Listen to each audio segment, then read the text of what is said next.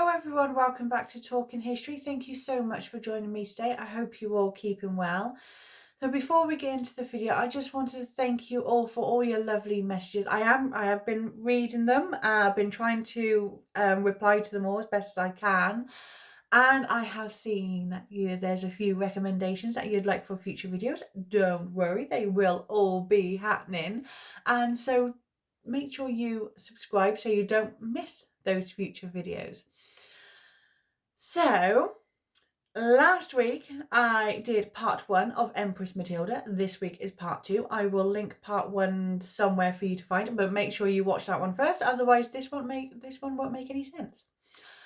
So let's get into it.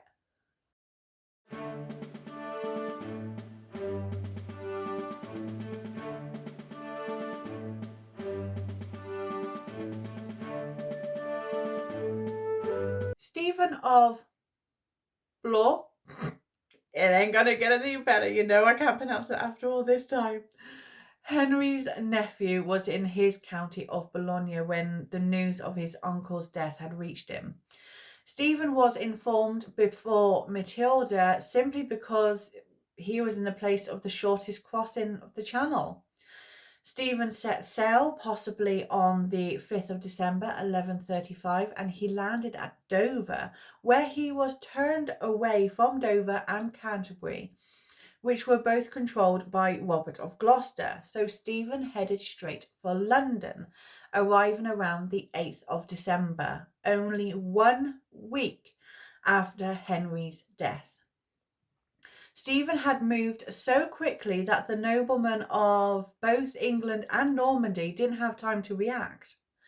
In Normandy, the barons had elected Theobald, Stephen's older brother, as the successor of Normandy. When a messenger from England arrived between the 17th and 18th of December saying, Stephen's King of England and Duke of Normandy. So many miles south, Matilda was informed that her cousin Stephen had stolen her crown, even though he had swore an oath to her twice. Stephen was welcomed as king. Matilda was simply overlooked just because she was female. Despite the public oaths, not a single bishop or baron raised their voice in Matilda's defence. Matilda had no choice but to stay where she was until she had given birth to her 3rd child.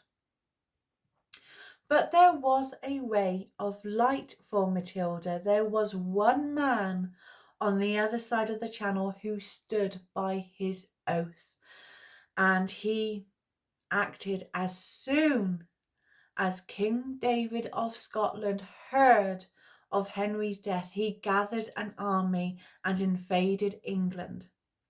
Over the next 12 months, Matilda made very little progress, but in 1138, Stephen and Robert of Gloucester fell out.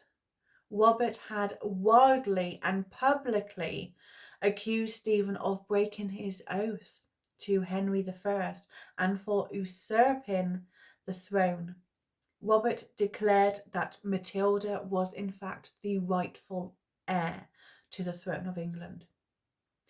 In June that same year, the news had reached Matilda that Robert had fallen out with Stephen and had publicly announced his allegiance to her. So Matilda and Geoffrey wasted no time. They quickly made their way across Normandy with an army behind them, taking several of Stephen's smaller castles on their way, but their main obstacle was Falaise. In the autumn of 1138, Matilda made it through to Robert's lands. Matilda also made contact with her other half-brother, Reginald, and they spent the winter through to the spring together through to 1139. And they made preparations for Matilda, and Matilda sailed for England for almost the first time in over 10 years. Matilda, along with Robert of Gloucester, set sail in September 1139. Matilda's stepmother, Adeliza, offered her a safe place to stay at Arundel. Matilda and Robert arrived on the 30th of September 1139. With them were 149 knights and around 3,000 men. Robert and a dozen or so knights left almost immediately for his stronghold of Bristol, which was around 150 miles away. Stephen was soon informed that Matilda had arrived in England. Now, Stephen couldn't find an excuse to attack, and Adeliza wasn't going to surrender her stepdaughter. So Stephen allowed Matilda to leave Arundel Castle and allowed her safe passage to join her brother in Bristol. Bristol, though, was not the best long-term place for Matilda to stay, so Matilda moved on to the castle of Gloucester before the end of 1139. Matilda remained at Gloucester, and from there she had her own coins minted both at Bristol and Cardiff. In 1140 came the moment that both Matilda and Robert needed. Earl Ranulph of Chester had fallen out with Stephen over Lincoln Castle. Lincoln Castle was captured by Earl Ranulph, and the citizens of Lincoln were supporters of King Stephen, and they appealed to their king. Stephen, who was in Windsor, was informed of the situation, and he immediately gathered a force and made his way to Lincoln. Ranulph was told of Stephen's coming, so he fled and he sought the help of his father-in-law, Robert of Gloucester. Stephen was now trapped inside the castle's walls, and he was advised to get reinforcements and fight another day. But Stephen, he chose to fight, although he fought well, but Stephen was overpowered and he was captured. Matilda was in Gloucester when around the 5th or the 6th of February she was informed that Stephen had been captured. Robert of Gloucester arrived at Gloucester on the 9th of February with Stephen in his custody. Now, there's no accounts, unfortunately, of the meeting, and this was the first time they had met face to face for nearly 10 years. God, wouldn't you have loved to have been a fly on the wall in that meeting? Stephen was then taken to Bristol. Now, at first, he was given a few comforts, but he either took advantage of them or Robert became nervous and decided to secure Stephen more tightly. Whichever way it was, Stephen was put into chains. Matilda left Gloucester on the 17th of February 1141 to arrange a meeting with Henry, Bishop of Winchester, who was Stephen's younger brother. Henry agreed to meet Matilda on the 2nd of March, and he swore to lay allegiance to her. Matilda entered Winchester Cathedral in a ceremonial procession. Henry summoned a church council to be held on the 7th of April. In that time, Matilda travelled to Oxford, leaving her new ally to speak on her behalf. Now, the magnates accepted Matilda. Bishop Henry announced a sentence of excommunication to any who opposed her. And Henry was the first one to declare Matilda as Lady of the English. Queen Matilda, Stephen's wife, had sent messengers to Empress Matilda asking her to release Stephen and to have him restored on the throne. Matilda declined. Matilda's most loyal supporters, her brothers Robert and Reginald, and also Miles of Gloucester, and others remained with her in the late spring. Her uncle, King David of Scotland, arrived at her court in Oxford. Matilda left Oxford and arrived at Westminster in June, where several swore their allegiance to her. Matilda was beginning to feel confident. Matilda had Stephen in her custody. The church was on her side. She held the keys to the royal treasury. And soon Matilda would make a ceremonial entry into the capital. But of course, trouble wasn't far behind. Bishop Henry was pushing to be Matilda's chief advisor, bearing in mind that position was already held by Robert of Gloucester. And he went to her with a proposal for his brother Stephen was in prison. Matilda, she was going to have his crown, technically hers, but you know. But what about all of those other estates and honours? You know, the ones that Stephen held personally? Henry sought to have them to be given to Stephen's eldest son Eustace, especially Bologna. The lands and titles also included lands in Essex and Kent. Now Matilda, she outright rejected this. The last thing Matilda wanted was for Eustace to become some kind of new William Clito figure. So Matilda then basically alienated Bishop Henry, so much so that he left her court for a short while. Now, the reason why Henry had switched sides in the first place was because Stephen didn't want to be ruled by him, and now Matilda didn't want to be ruled by him. When Matilda entered the city and demanded the financial contribution from the Londoners that was her due, the people of London said, well, we haven't got no money because we spent it all supporting Stephen fighting against you. So they requested to be excused. Now, if that had happened to either Matilda's father or even her grandfather, William the Conqueror, it would have ended in violence. But because Matilda was a woman, she was expected to act as queen consort or a model of gentleness. But even if she did that, she would have been slandered, and the reason why women were too unfit to rule. But of course, everyone who was writing at that time were male. So on the evening of the 24th of June, 1141, the night before her ceremonial entry into London, Matilda sat down to dinner at Westminster. With her were her supporters, and now there was nothing to get in her way. Matilda was having the crown. But there's always a but.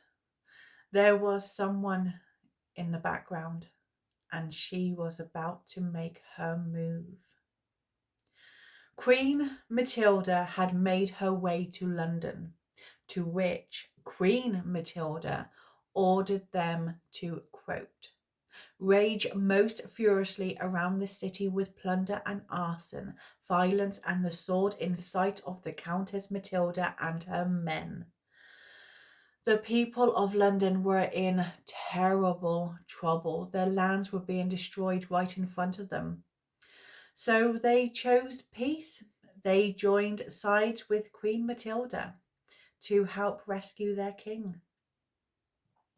Empress Matilda in Westminster, about to sit down and have her dinner, when suddenly the bells began to ring across London. This was a signal for the people of London to take up arms. They attacked Matilda's followers in the city. They then opened the gates and poured along the road leading to Westminster. Empress Matilda had to think quickly about what to do next. With the people of London coming towards her, she and her people quickly mounted their horses and fled the city.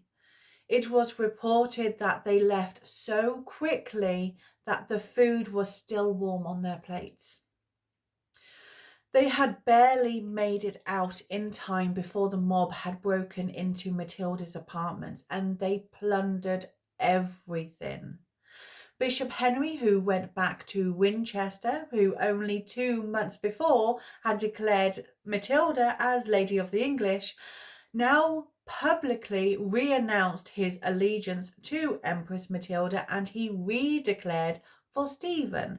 He ordered all of England's magnates to do the same. Empress Matilda returned to Gloucester to get her bearings. From there she travelled to Oxford, and from there they rode towards Winchester. Matilda sent a messenger to Bishop Henry to meet with her, but he quickly fled to Guildford, where he met with Queen Matilda. Queen Matilda, along with an impressive army, arrived at Winchester. They surrounded the town, leaving Empress Matilda trapped inside the city walls. The Queen's army had cut off any supply routes. Empress Matilda was trapped and her enemy forces were moving closer. Buildings were burnt down, and after a month of shortening supplies and fighting amongst themselves, it became unbearable. They were left with only 3 choices: starve, surrender, or break out. And they chose to break out. On Sunday, the 14th of September, 1141, they made their withdrawal, but they were attacked almost immediately, which resulted in panicked running for about 8 miles. The Queen's army closed in on all sides. Empress Matilda and a few of her men managed to cross the river and escape. It was reported that Matilda rode her horse like a man. Basically, she rode astride it and not side saddle. Matilda made it 20 miles away from Ludgershall. I think that's how it's pronounced. From there, she went on to Devizes. By the time they passed Devizes onto Gloucester, tiredness had hit Matilda, and she was so exhausted that she had to be tied into her saddle to stop her from falling out. For Matilda to escape, her forces threw themselves into the fighting. King David was amongst them, and he got captured 3 times, and each time he bribed his captures, and he eventually made his way back to Scotland. Matilda waited, and she counted those who gradually made their way to Gloucester, but there would be one who wouldn't be back. The biggest disaster of the whole war, Earl Robert of Gloucester had deliberately stayed at the back of the escaping force, fighting and stalling for time in order for his sister to safely get away. Robert had quickly become surrounded and outnumbered, but Robert had made one more heroic last stand, and he fought on bravely, but it was no good. But he was, of course, too valuable to kill, so he was captured. And Robert was first taken to Queen Matilda and reached he was then taken to Rochester in Kent, and then Queen Matilda and Empress Matilda reached an agreement. Robert would be released in exchange for King Stephen. In spring 1142, Matilda was exhausted, as was the opposing side, but she pulled herself together and travelled to Devizes from Oxford to meet her brother Robert of Gloucester and her other advisors. Now, they had no resources to go to war again, and with Stephen freed, the church against her, her position was at its all-time lowest. But military support needed to be found. Matilda had only one remaining option. She would have to seek help from her husband. Messengers were sent to Normandy in April 1142. They returned in June with Geoffrey's reply. He would only negotiate in person with Earl Robert. Robert, he didn't want to leave, especially now Stephen was back on the throne. But while they were waiting for Geoffrey's response, events had turned once again. Stephen was travelling south from York after visiting to raise more troops. In late April, Stephen had reached Northampton when he fell ill. He fell so seriously ill that from May through to June, rumours were spreading like wildfire. The king was dying. Stephen had been bedridden for 2 months. The extent of his illness is unknown, but for Matilda, this was the perfect occasion for Robert to travel. She would be safe without him. Robert reluctantly agreed, and he rode to Wareham in Dorset, the only Channel port that was under Matilda's control, that was being controlled by Robert's eldest son, William. Robert boarded the ship at the end of June. Matilda travelled back to Oxford. Oxford was close to London, so if Stephen were to die, Matilda would have to move quickly. But unexpectedly, Stephen recovered, and soon enough, Stephen got back to work with full energy. Stephen gathered his men and travelled to Wareham, where he succeeded in taking the castle from the surprised and unprepared William of Gloucester. Stephen quickly had his own garrison placed in the castle.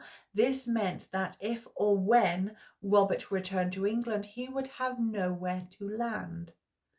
Stephen, fully aware that Matilda was alone in Oxford without the support of Robert or other close advisors, he made his way. But instead of going directly to Oxford, he instead made a large arc around it, taking all fortifications that could be used to help resupply or reinforce her. Cirencester Castle was captured and burnt. Along the way, he took smaller outposts at Bampton and Radstock. Then he set for Oxford. He arrived with a large army on the 26th of September. Oxford was a city that was securely protected. It wasn't accessible easily because of the deep waters around it, and the strongly fortified by a high tower and impregnable castle. But if Stephen had any hopes of putting an end to this war, this was his only option. His troops crossed the water at the ford that gave the city its name.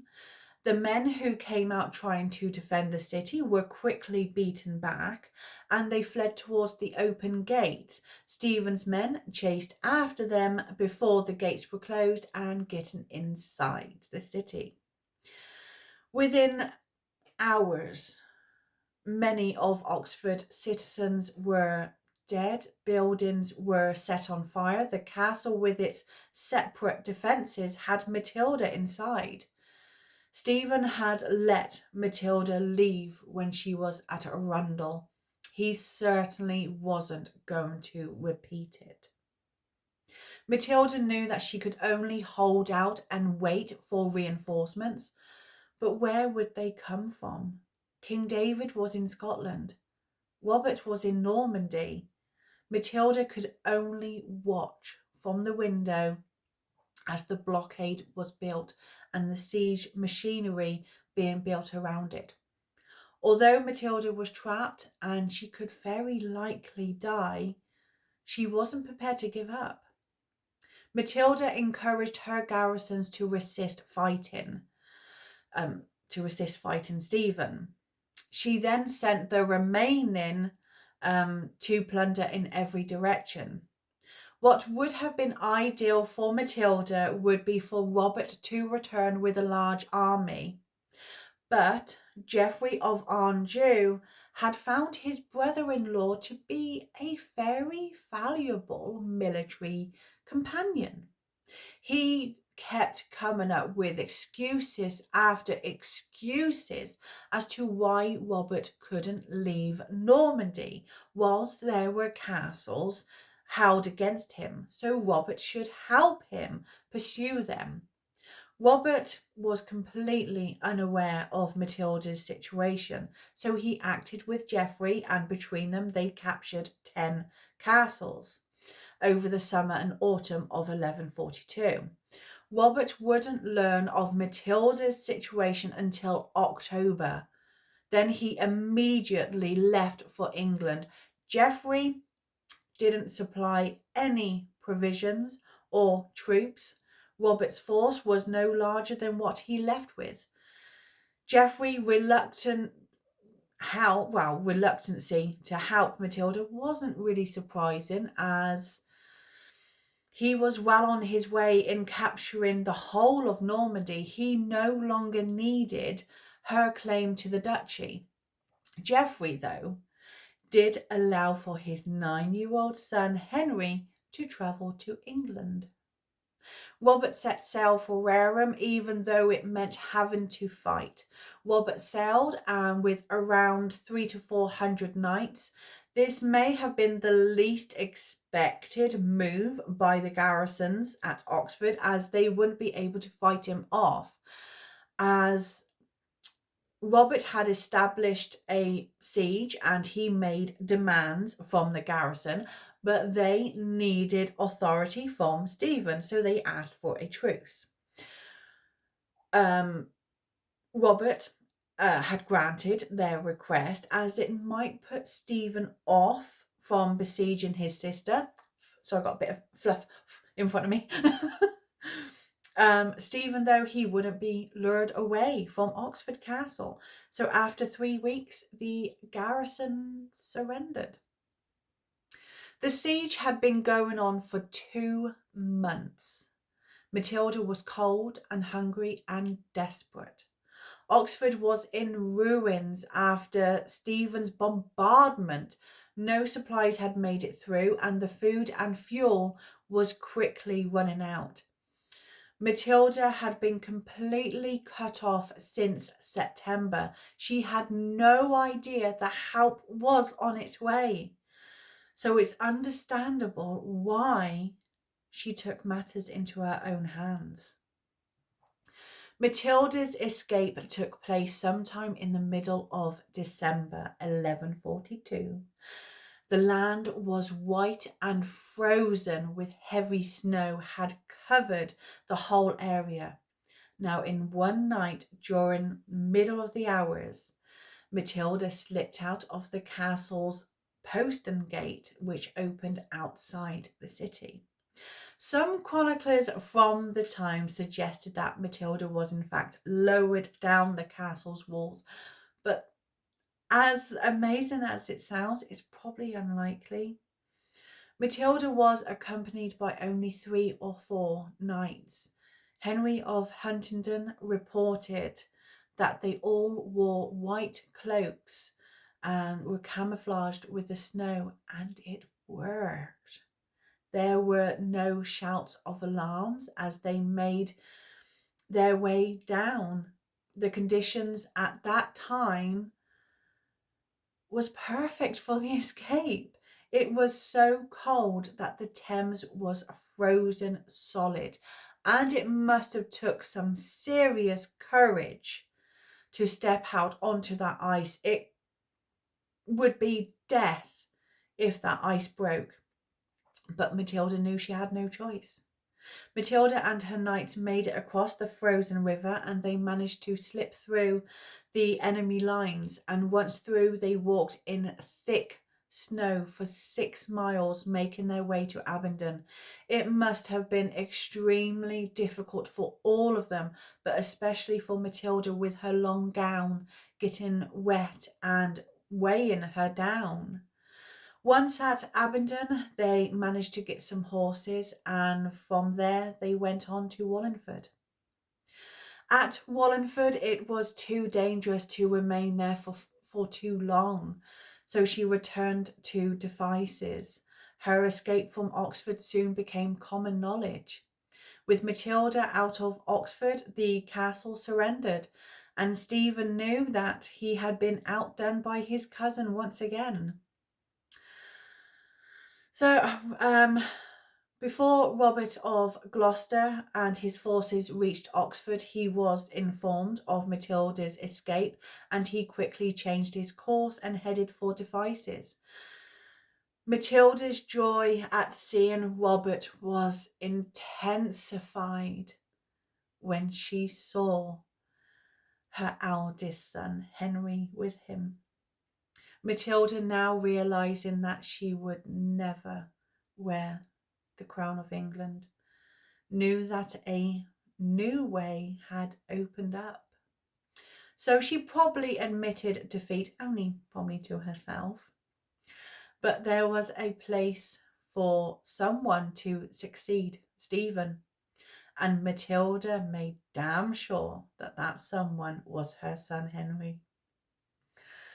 Matilda remained at Devizes. Henry was sent to stay with Robert of Gloucester, who was trusted most, where Henry's head education could continue. Henry was taught alongside Robert's one of his youngest sons, Roger, who would go on to become Bishop of Worcester and a valuable advisor to Henry.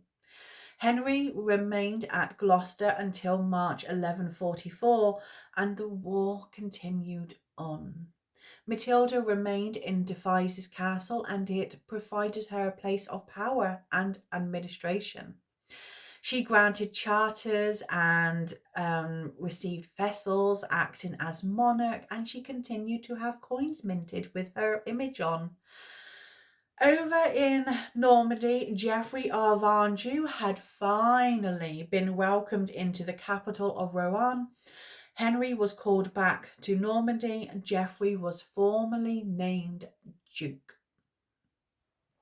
In March 1147, the young Henry had turned 14, and he had been back in Normandy for 3 years, and sometime that spring, Henry had suddenly decided that he needed to make more of an active role in England. So with a small group of friends and mercenaries, they set sail for England. Once they landed, there was manic, absolutely mad panic, as word quickly spread. The son of the Empress had arrived with a large army. The truth was, Henry was a teenager who had no plans, no siege engines to take control of any castles or lands, and his mercenaries were hired on credit, but somehow Henry had managed to persuade them to join without paying them first. Henry and his small band of men were pushed back and defeated, and many of his men left. Henry, realizing he needed help, he appealed to both his mother and his uncle for help, but both refused to come to his rescue. Matilda had no sympathy for Henry and his rash actions. Basically, you made the mess, you can clear it up. And Henry hadn't even planned on how to get back to Normandy with no money or resources. Then, with the absolute audacity, the absolute cheek of a teenager, fair play, he asked Stephen for help. And of course, Stephen obliged. He paid Henry's men and gave them safe passage back to Normandy. Henry arrived back in Normandy at the end of May, 2 months after his little adventure. In the autumn 1147, Matilda's forever loyal and biggest supporter, her half-brother Robert of Gloucester, was gathering a small campaign force when he fell ill with a fever. Now, at first, there wasn't too much concern, but he then quickly deteriorated. Earl Robert died on the 31st of October with his wife Mabel at his side. Robert was in his late 50s and he had been an active warrior for most of his life. Robert's death was a major blow for Matilda. Now was the time for the next generation. Matilda sailed back to Normandy in early 1148, and she would never return to England. Matilda settled at Rouen, where she was reunited with her youngest sons and her husband. Matilda now put her focus on to Henry as the heir of the English throne. Matilda and Henry worked together as a team. The military side of the campaign fell to Henry, and he quickly set into motion the next phase. In spring around Easter 1149, Henry sailed to England again, and Henry headed to Devizes, where he met various leaders to the cause, including his uncle Reginald, Earl of Cornwall, and others. Henry claimed himself as the lawful claimant to the English throne, and he expected homage, and he was making grants that mentioned both the Lady Empress, my mother, and King Henry, my grandfather. Henry, though, still wouldn't be taken seriously at the age of 16 until he was knighted. Now this is where Matilda's plans came into formation. Instead of Henry being dubbed a knight in Normandy, he would need a reigning king. And there was a well-established and well-regarded monarch just further north who happened to be Henry's great uncle and one of his mother's most strongest supporters. On the 22nd of May 1149 at Carlisle, on the Feast of Whitsun, King David of Scotland knighted his great-nephew Henry. On Henry's return, he avoided capture by not only Stephen in York, but also Stephen's son Eustace through Gloucestershire and Herefordshire. In Eustace's rage at failing to capture Henry, he and his men set fire to houses and churches and crops that was ready for that winter. And Eustace headed to Devizes. He killed many and had managed to get past the outer defences of the castle. Henry moved quickly, and he and his men violently pushed back Eustace and his men. Henry, though, couldn't push for the throne any further as he hadn't had the sufficient men or funds. So for now, he withdrew and returned to Normandy. Back in Normandy, Henry was now a man and a knight. Henry's father, Geoffrey, stepped down from his title as Duke of Normandy and formally gave it to his son. Henry and Geoffrey travelled to Paris to meet King Louis VII of France, and an agreement was made, and Henry was recognised as Duke of Normandy. It was also there that Henry and Geoffrey had met Eleanor of Aquitaine, and she was apparently quite taken with the two.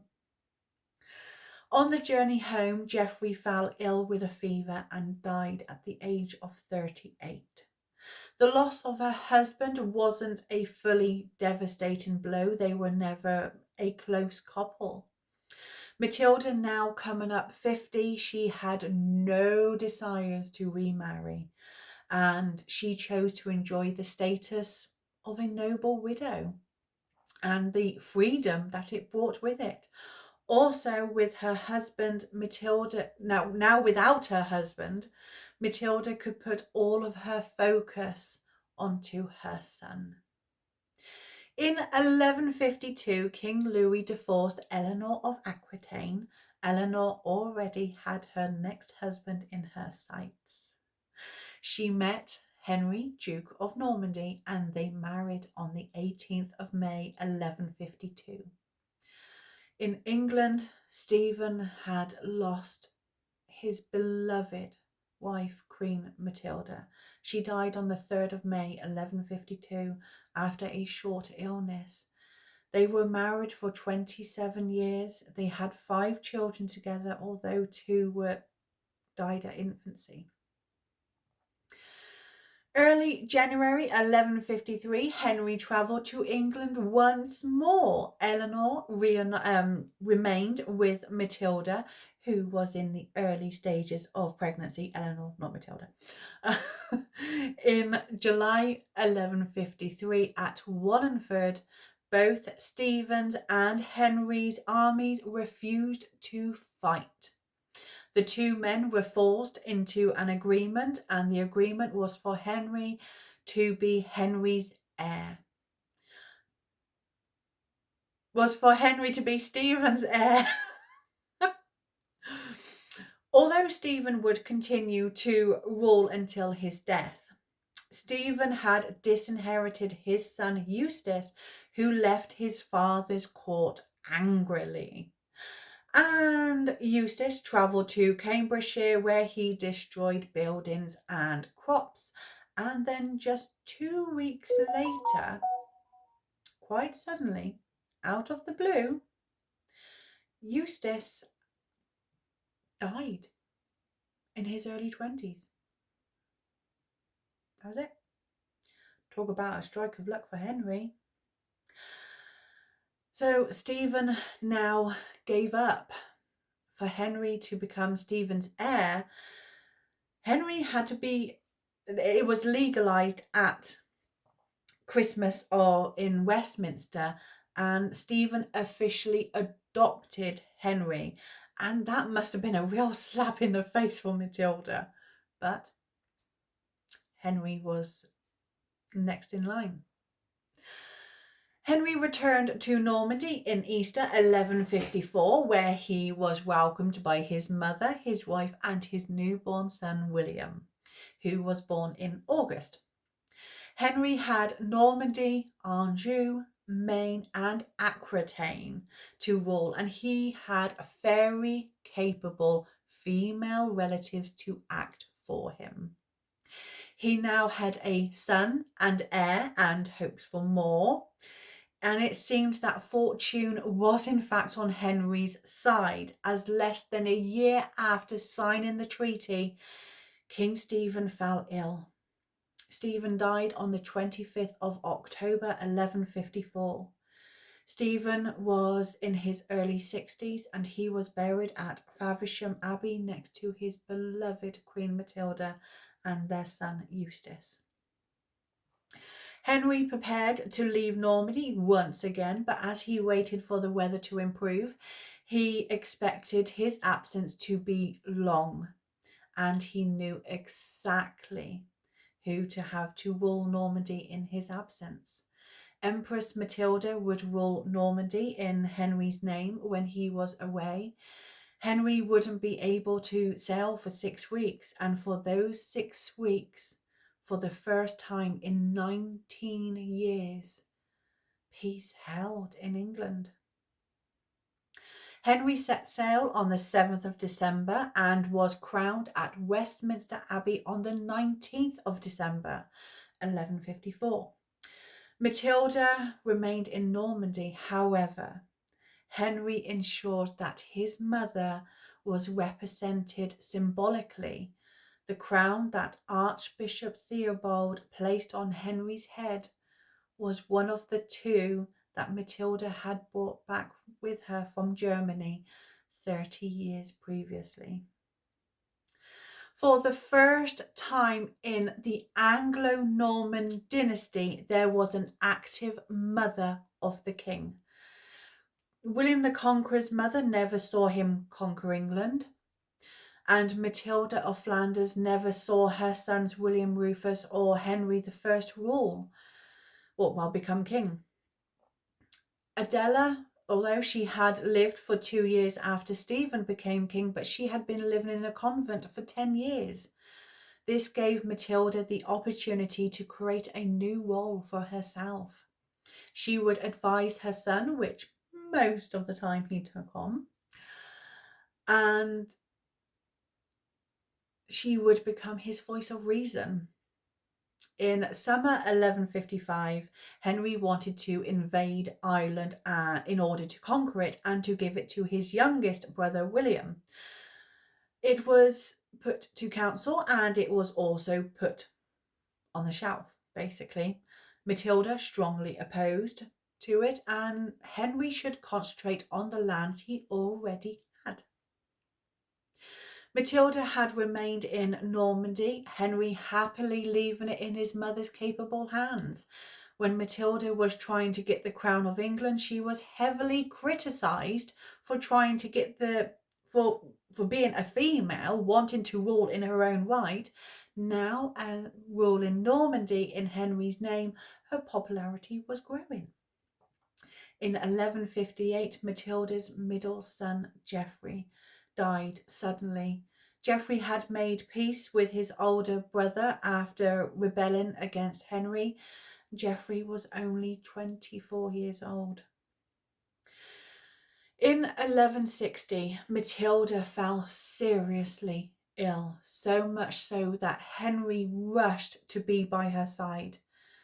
But Matilda, she survived, although whatever it was, it had left her weakened, and she never enjoyed full health again. In 1161, Archbishop Theobald died, and Henry wanted his friend Thomas Becket to have the position. But Matilda was strongly against the idea, as was Bishops of Henry and the Abbot of Gloucester. But Henry ignored them all, and in 1162 Thomas Becket was appointed as Archbishop of Canterbury. Now, there is evidence that Matilda had later intervened between Henry and Thomas. Thomas had written to Matilda, quote, "You ought, if you please, employ the diligence of a mother and authority of a lady to call him to duty. You who acquired the kingdom and duchy for him with much effort and transmitted her hereditary right to him in succession." The reply from Matilda was blunt. Quote, "To Thomas, Archbishop of Canterbury, Empress Matilda, the Lord Pope Alexander III charged and enjoined me for the remission of my sins to intervene to re-establish peace between my son the king and you, and attempt to reconcile you with him.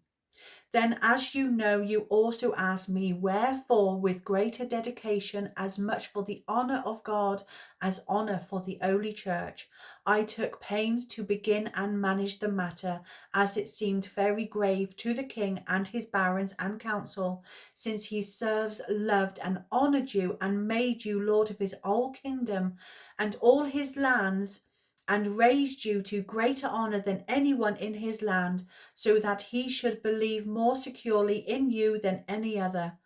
You disturbed his whole kingdom against him as much as you could, so that little was left for you to do, but you disinherit him by force. One thing more I tell you truly, that you cannot recover the grace of the king except by great humility and the most evident moderation."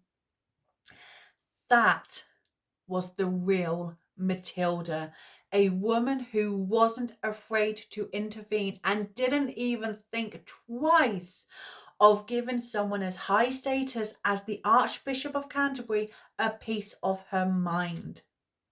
There's no evidence that suggests Thomas Becket had made a reply, or even he would have been brave enough to after that. In January 1164, there was heartbreak once again for Matilda. Her youngest son, William, died. William remained loyal to his oldest brother, Henry. William sailed to Normandy to retire to the Abbey of Bec, and in 1163, possibly because he was already ill, William was aged around 27. He had no children. Now Matilda had her youngest son laid to rest at Rouen Cathedral, and Matilda now infested all of everything she had onto her eldest son, Henry, who had given Matilda many grandchildren. Tensions were brewing between Henry and King Louis, and once again Matilda tried to defuse the situation. In the summer of 1167, war looked imminent.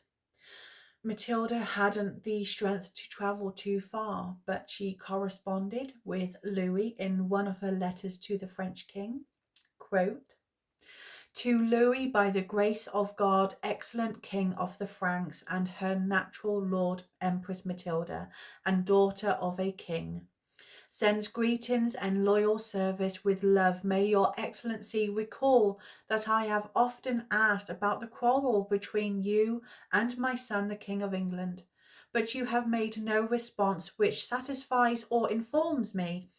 Therefore, I am sending Emigios of St. Valery," I really apologise for that pronunciation, or "to implore your highness, do not delay, if it please you, to send me the details about the quarrel, or unless you do so, such may happen between you that I will not be able to amend." A truce was made between the quarrelling kings in August 1167, which was partly down to Matilda. Shortly after, in September, Matilda fell ill, and she died in Rouen on the 10th of September 1167, aged 65. Matilda had very little left to leave her son. He had already received everything that she had been fighting for. Matilda was buried at the high altar in the Abbey of Bec, to which most of her remaining riches were donated. It included the 2 crowns she brought back with her from Germany, a golden cross, and 2 gospel books that were bound in gold and embodied with gems. There were other precious items such as ornaments and vestments from her private household chapel. Matilda's epitaph on her tomb read, "Great by birth, greater by marriage, greatest in the offspring. Here lies the daughter, wife, mother of Henry." Unfortunately, Matilda wouldn't be able to rest, as the Abbey of Bec was sacked in 1418 and 1421. Now, this was during the later stages of the 100 Years' War. Matilda's tomb was destroyed during one of those years. The English soldiers of Henry V probably wasn't aware that they were desecrating the remains of his 7 times great-grandmother. When restoration work began in 1684, most of Matilda's bones were found and they were reburied in Bec. But once again, her tomb was destroyed in the 1790s during the French Revolution. Matilda's remains were finally reburied in Rouen Cathedral in 1846. Now, ironically, as it turned out, Matilda lost her centuries-old argument with her father where she should be buried. Matilda's campaign may have been a failure. She hadn't managed to overthrow Stephen. She wasn't crowned, nor was she ever recognised as Queen Regnant. But Matilda's influence was much greater than it may have been seen on her deathbed. Instead of looking at what she hadn't achieved why not look at what she did?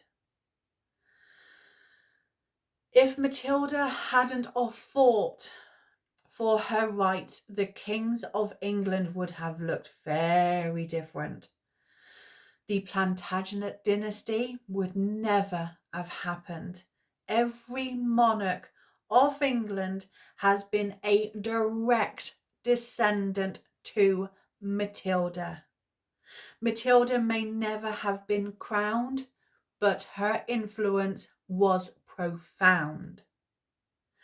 Matilda was the first Queen Mother, which was passed on to her daughter-in-law Eleanor of Aquitaine. Matilda was the first to prove that the crown could in fact be passed on to the female line. The first female woman to rule England in her own right was Mary the First, Henry VIII's eldest daughter. That is some legacy. And there is Matilda's story, an amazing story, a truly inspiring woman. Truly, hats off to her. She is amazing, amazing, amazing woman.